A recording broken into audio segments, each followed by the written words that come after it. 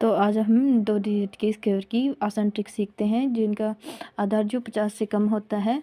जैसे कि हम एग्जांपल के लेते हैं कितने लेते हैं 45। तो 45 का स्क्वायर निकालना है, तो इसके लिए अपन क्या करते हैं, पहले स्टेप में हम करते हैं, यानी कि ये 45 है तो ये 50 मतलब कि 50 से जितना कम है ना, 50 से जितना कम है, यानी 50 से जितना कम उसे 25 में से घटा देते हैं, 25 में से माइनस कर देते हैं, आई मीन 25 माइनस 5 कितने बचे 20। और जितने कम करे हैं तो उसी का स्क्वायर लिख देते हैं 2 डिजिट में, तो ये इसका स्क्वायर हो गया। इसी प्रकार अगर 50 से ज़्यादा संख्या होती है तो सेम प्रोसेस है इसके लिए, बस ये 50 से जितना ज़्यादा होगा, जितना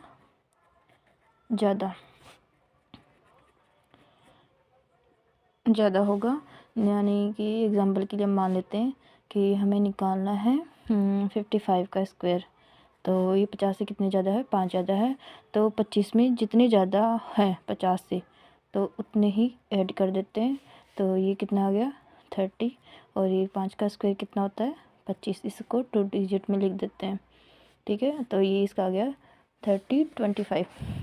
और जो जिसका आधार 100 होता है, यानी कि 100 के आसपास वाली संख्या, तो हमने देख लिया कि 50 तक की संख्या या 50 से ज़्यादा तक की कैसे निकालते हैं। और अब हम देखते हैं कि 100 से ज़्यादा वाली संख्या को कैसे निकालते हैं। जैसे एग्जांपल के लिए 105 का स्क्वायर निकालना है हमें, तो हम कैसे निकालेंगे, ये 100 से कितनी ज़्यादा है, 5 ज़्यादा है, तो ये 105 और ये 5 ज़्यादा है, तो ये 5 इसमें ऐड कर देते हैं, ज़्यादा होता है तो ऐड कर देते हैं, ठीक है।